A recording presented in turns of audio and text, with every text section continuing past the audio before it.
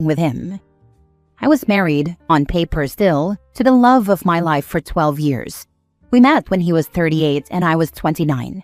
I found him to be the most beautiful and kindest soul I had ever met, and it was literally love at first sight. I have always been a sucker for kind people. When I met his family, his sister and mother, I was shocked at how little they thought of him. They made fun of him and actually bullied him. I literally never understood why they didn't see what I saw in him. It broke my heart, but he loved his family so much. He makes very good money, so when he introduced me as his girlfriend, his family hated me immediately, and his sister literally said that she never thought he would find anyone, so his money would go to her sons. At the time we met, I was a student, so they called me a gold digger because they could never understand someone would love him for him. He never spent a penny on me or my education, but we moved in together when I felt confident that I could contribute too. Now I make as much as him. The sister was married to her husband since they were teenagers, and they have 3 boys together, which she is very proud of for some reason, like she has a better vagina or something. But ever since I met them, they have been fighting. It culminated in him leaving her last Christmas. She was devastated because of it.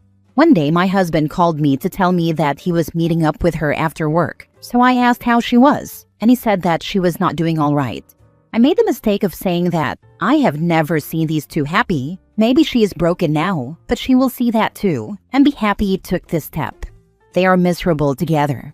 My husband was silent on the other end, and then I heard her voice yelling and crying. My husband never said I was on speaker and she was beside him. She already never liked me, but now she hated me. I tried to apologize, but it was just futile because she knew I meant it. That was what her ex said too, that they were miserable together and that he resented her. After a couple of weeks, she told my husband that the reason her husband left her was because of me, that we were cheating. My husband confronted me, and I immediately gave him all my devices to look. He did, and he believed me at first, but it took him a month of silent treatment to at last say that he couldn't be with me anymore. He was silent with me, but he was in daily contact with his sister. It broke my heart completely. One comment of mine ruined my relationship, but what broke me more was that my husband wasn't the beautiful, kind human I thought he was. He was just weak. His kindness is weakness. Even if he believed me initially, the constant stream of bullying and abuse of my character from his sister and sometimes even his mother swayed his confidence in me and even his feelings towards me, if he ever had any genuine feelings. I took my own advice about my relationship not being as great as I thought, and maybe him ending it was a blessing. I met ex-brother-in-law in the beginning of summer, and he said that he'd heard about what happened and that he was sorry he was the reason for ending my marriage. He said he felt guilty because he always told his ex how he admired our marriage and the love we had for each other.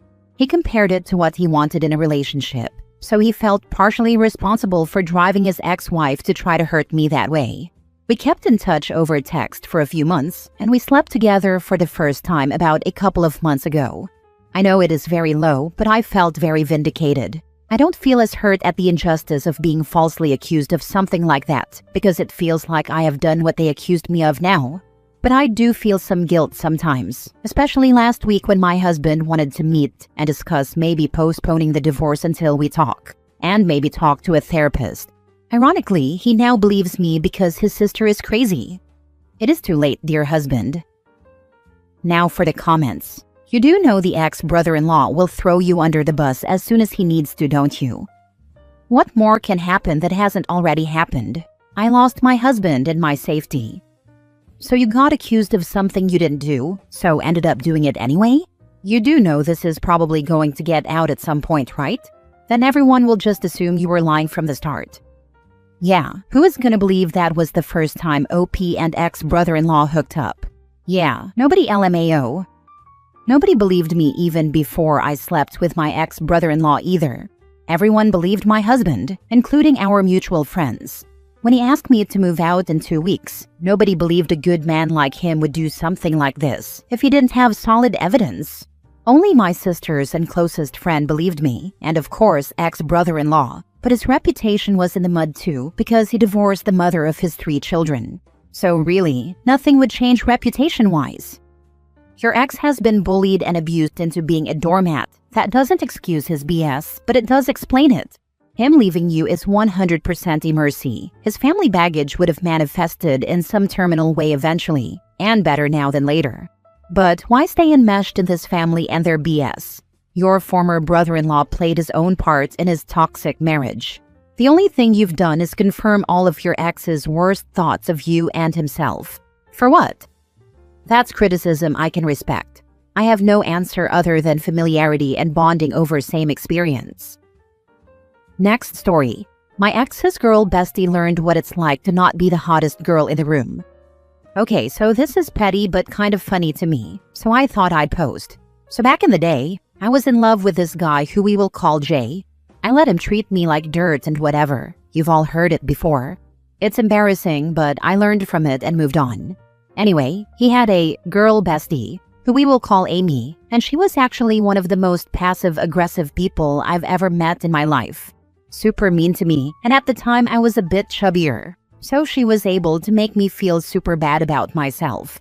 He always sided with her and brushed off her bullying as joking, and that's just how she is, and it was a nightmare. We would fight about it all the time, and he'd just call me insecure, which, to be fair, I was at the time. Anyway, we broke up years ago, but he did a number on me for sure. I have not heard about this man in years, because to me, once we are done, you're dead to me, and I will never look up what you've got going on. But I recently met up with an old friend who had been part of the friend group of Jay and Amy. She used to date one of Jay's best friends. They split pretty recently also due to Amy LOL, and we had gotten close and kept in contact, but I'd always asked her not to give me any details. But I'm recently engaged, yay, and Jay reached out to me on a new Insta of his asking if we could talk. I didn't respond, nor am I going to, because there's nothing to talk about. It's been like 4 years lol. But I mentioned it to my friend, and she was like, OMG, I have so much tea I've been wanting to spill, I just didn't want to cross any boundaries. And I was like, okay, I'm over it but nosy, so what's up? So basically, Jay and Amy never dated, but they always had a super weird relationship. And it was clear he was into her, but she wasn't into him. But she liked his attention. Well, any male attention. Amy is a pretty girl. I hate her, but she's not ugly. But she's like the hottest girl in a small town type of hot, if you get what I mean. And we all lived in a small town at the time, so she was Miss Thing over there. Anyway, apparently a woman who we will call Scarlett, because she low-key looks a bit like Scarlett Johansson, moved to that town temporarily for reasons I don't know. It's a random town, and she was originally from a huge city, but whatever. Anyway, Scarlett met Jay at a bar and they hit it off, and ended up becoming friendly. Don't know if it was romantic on her part, but he was trying to woo her for sure, and apparently it seemed he may have had a chance. My friend sent me pics of this girl and she's actually so pretty. It's insane to me. Like how? She was apparently a former model and honestly, I have no doubts about that. She's like TV beautiful. Like beautiful in every city, town, country you go to visit. A universal 10. And Miss Thing Amy suddenly was outshined to the highest degree. So Amy was mad and did her whole power trip thing, and Scarlett instantly was like, nah, I'm okay. Jay went nuclear on Amy because, to be honest, this girl was so far out of his league it's insane, and he knew he'd probably never be in the same room with a woman like that ever again. Anyway, Scarlett legit ghosted him straight up after the first meeting with Amy, and apparently never spoke to him again. What a queen. Wish I had done that. And Jay lost his mind and spilled all Amy's dirty laundry and verbally tore her apart, and she responded with just as much venom. So their friendship is done. The friend group is shattered, and the a-hole in me is just so happy Amy finally got out-hotted and learned she ain't all that. Jay losing a baddie is funny too. Anyway, this is a good lesson for girls who let men prioritize other women. If they are into you enough, they'd fight for you. So if that bum is telling you his friend is just joking when she's being a bully, leave. He'd go to war for his Scarlett, and if you ain't her, you are wasting your time. I found my prince who likes me as I am. I'm far from the cutest girl in the room, and it doesn't matter. I'm more than that. Hold your head high and only give your energy to those who deserve it. This is some good gossip. I don't know y'all, but I was invested the whole way through this post. Glad Amy and Jay got humbled. They deserved it. I know lol, maybe it makes me shady, but I do love some good gossip at the end of the day. Especially when it's about people I don't like lol. I honestly don't get girls like that. I'm not Scarlet hot, but I definitely know I have a racial +2 to my looks, being one of the Eastern Asians, and I'm in the better numbers in a room. I don't need to throw my weight around.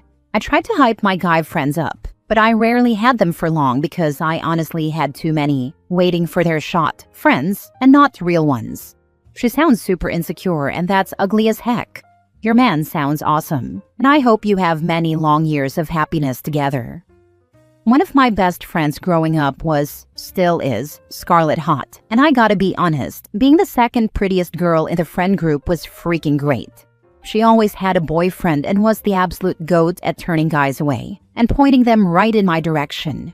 Ridiculously hot friends are awesome if you're not insecure about it. Agreed. My current bestie is also always the hottest girl in the room, and she doesn't give AF about male attention because she gets it all the time. Also, I unfortunately met her after I'd broken up with Jay. Otherwise, I do think she would have told both her and Amy a lesson real quick. So, what did Jay want? I don't know. I have not replied, and I am not going to, as that would be pretty disrespectful to my fiancé. Last story. My family called CPS while I was in the hospital fighting for my life. A little backstory. I just had my baby after a very rough pregnancy.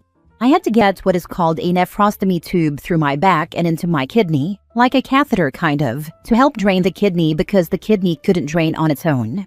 I got this back in March. I had multiple other complications during the pregnancy: preeclampsia, cholestasis, and gestational diabetes. I finally had my son in August. It took 2 months to finally get surgery scheduled to get the neph tube removed, as well as some other surgeries to my kidney. I also have a 5 and a 3-year-old. Over the past couple of weeks leading up to surgery, I was in so much pain from my kidney. I was unable to take meds leading up to surgery. I called my family multiple times, asking for just a little help and support, because taking care of 3 little kids, one of them being an infant, while also in severe pain and healing from a C-section, as well as my body trying to catch up on all of the other health issues, has been exhausting. My family told me I didn't need help and to figure it out, that I can do it on my own. So I did. Thursday before my surgery, I had a friend stop by and help with the kids while I cleaned the entire apartment. Friday was my surgery. My mom came and stayed with the kids while I was in surgery and took my 3-year-old home with her after we got back. My 5-year-old went to his bio dad's, so that just left me and my husband with the infant. Over that weekend while I was healing from surgery, my husband also got a call that his dad was in the hospital, possibly dying. He had all kinds of questionable things lighting up on the imaging of his spine that could potentially be cancer or infection. Both would be very bad, since it was on the spine.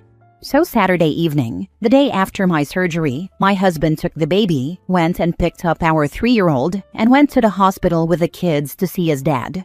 I stayed home because I was feeling really lightheaded and dizzy from the surgery and went to sleep. When my husband got home, he asked if I could take care of the baby, and I couldn't even open my eyes. So he continued taking care of the baby, but was unable to do the dishes for the day. No big deal, we can do them the next day. Sunday morning, my husband had to go to work. I was alone with a 3-year-old and infant. When I got up, I tried to stand and fell over from the lightheadedness and dizziness. I fainted. I got up and changed the baby's butt. Since I was so dizzy, I set the diaper on the floor by the bassinet and barely was able to carry the baby to the living room. I put Mickey Mouse on for the 3-year-old and tried to lie down. I fainted again, and then I started hallucinating. I didn't know what was and wasn't real. I called my husband telling him something was very wrong and I needed to go to the hospital, but he didn't want a point for leaving work early. So I called my dad. When my dad and stepmom got there, my dad started screaming at me about my dishes needing to be done, the garbage being overflowing. We were out of bags and my husband planned to get more after work, and my 3-year-old having a cupcake and some cheese on the floor, and he saw the one diaper by the bassinet in my room. I asked my dad to stop yelling at me and just help me get to the hospital. My stepmom decided to look at the meds I was on and told me it was a side effect of my meds and gave me Tylenol and told me to sleep it off. They took the kids for a drive, and when they came back, they also yelled at my husband for the trash, dishes, and that we allowed the toddler to eat in the living room and get food on the floor. I had called for help at 10:30 a.m., and it was now 6 p.m. They finally took my temperature and it was 102 degrees and getting worse. I was very out of it at this point. My husband rushed me to the hospital and immediately they told me the kidney had become infected during surgery and I was also septic. The nurses were worried for me. My temp was now 104 degrees and I was so out of it I didn't know what was going on anymore. I was admitted for the sepsis. While I was in the hospital, my dad ran his mouth to a bunch of people and way over-exaggerated and embellished his story about my apartment. So we don't know who, but one of these people ended up calling his CPS, expressing that my children were not being cared for and living in a pigsty. During this time, I was literally fighting for my life in the hospital. I was hooked up to oxygen, multiple different IVs, and lots of meds to help get me back on my feet. The morning after I got home from the hospital, I had CPS calling me and knocking on my door. I let her in and explained everything and how I was having a medical emergency, and that's why I called my dad, and he chose to be critical about my apartment instead of helping me get to the hospital. She was happy with everything she saw, said there's no case, and she's going to try to close it as soon as possible. It's just so frustrating that I called my dad in a time where I needed help, and instead I got criticism. And he ran his mouth so someone called CPS on us instead of even asking my side of the story or considering the fact I was hospitalized and needed help. I'm sorry you've had to deal with so much. I hope you're feeling better. You know your dad and stepmother aren't safe people, right? Calling CPS and behaving the way they did would be unforgivable for me. Have they even apologized? I'm trying to get the strength to go low contact, but it's hard because this is the exact opposite of who my dad usually is. He's someone I've always been able to count on, and I've always been very close to him. So this is very hard for me to process. I'm so sorry you're going through this. Please don't take my question as victim blaming and I'll elaborate. Did you make the point clear to your husband? I know I have a tendency to downplay, and when I get I have stuff going on, I will just be like, okay, I'll figure it out. If you did make it abundantly clear how you weren't in a state that was safe for you or your kiddos, you need to sit your husband down and make it clear that what happened wasn't okay. Praying for your healing. My husband has been kicking himself ever since for everything that's happened in the past week. He didn't think it was that serious for him to leave work, and his train of thought was that points affect their raises. Which I get, but I was having a medical emergency and needed him. He has been my rock through all of this though, and I think he knows that he should have just left work. I'm not going to make him feel worse because I think he already feels bad enough.